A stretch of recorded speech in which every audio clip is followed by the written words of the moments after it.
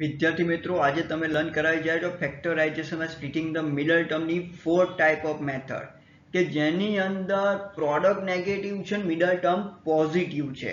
તો let's take one example. તો વધારે આઈડિયા આવશે. એક્ઝામ્પલ જોઈશું તો x² + 9x - 22. આપણી પાસે કોઈ ક્વેશ્ચન છે. હવે આની અંદર જોઈએ તો પ્રોડક્ટ નેગેટિવ આવે છે. કેમ નહીં ખબર પડે? First term positive, last term third term negative છે. પ્રોડક્ટ શું આવશે? -22x². ચલો -22x².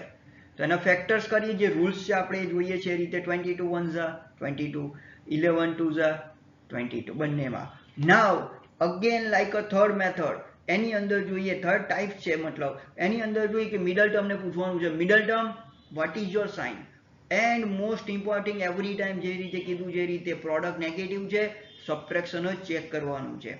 તો જો 22 + 1 23 થાય, એ જરૂર નથી. માઇનસ કરીને ચેક કરીએ તો 22 - 1 કેટલા થશે? 21. આપણો મિડલ નંબર 9 છે, એ બી જોઈ લેવાનું. મિડલ નંબરને બી ઓબ્ઝર્વ કરવાનો છે. મિડલ નંબર પ્લસ છે એન્ડ 9 છે. તો 11 - 2 9. આપણો આન્સર 9 અહીંયા આવે છે. બરાબર ને? 9 પોઝિટિવ છે તો middle term positive and minus.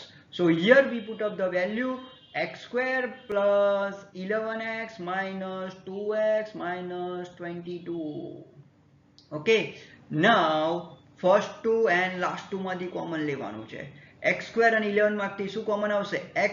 what you get? x + 11. -2x અને -22 માંથી શું કોમન આવશે? -2x + 11.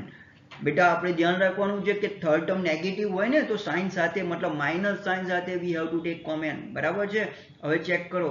x + 11, x + 11 same bracket છે, તો x + 11 is a first bracket and x - 2 is a second bracket, right? So like that you can find the factor by splitting the middle term 4 types.